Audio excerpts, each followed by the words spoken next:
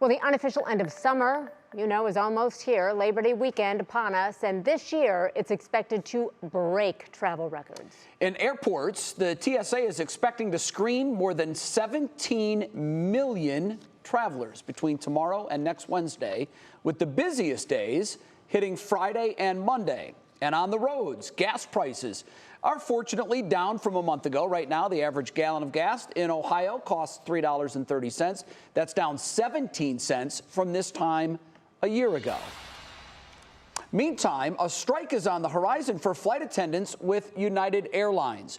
Union employees with the airline voting yes on a strike authorization. So employees say they're looking for fair wages, better working conditions. Bryant McCrae is with us live from Cleveland Hopkins International Airport now. And Bryant, is there any indication of how this could affect travel plans coming up here?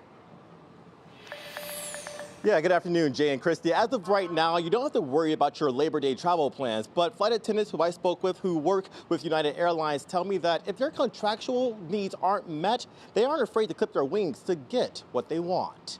Stand up, fight back. Wednesday afternoon at Cleveland Hopkins International Airport. Union flight attendants with United Airlines chanting with signs in hand, demanding for what they call a better working contract. We need improvements in work rules, retirement, and pay wages. The demonstration coming after a nearly 3-year negotiation process. Local union representative Melinda Beal says the time is now for a new contract. The picket line in Cleveland, a part of nearly 24 informal picket lines across the country, threatening to walk out of the job if their needs aren't met. We create havoc around the system, so it could be specific flights, specific cities, airline as a whole, they won't know. This informational picket line comes as AAA expects thousands to fly the friendly skies ahead of the Labor Day weekend.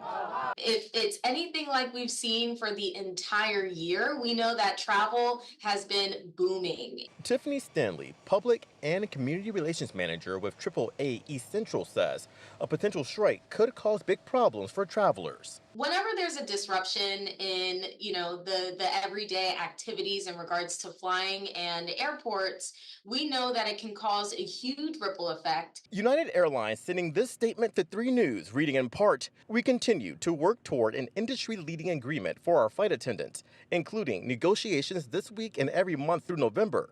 Both sides have been actively engaged in these negotiations, facilitated by the federal mediator requested by the union. We remain eager to reach an agreement."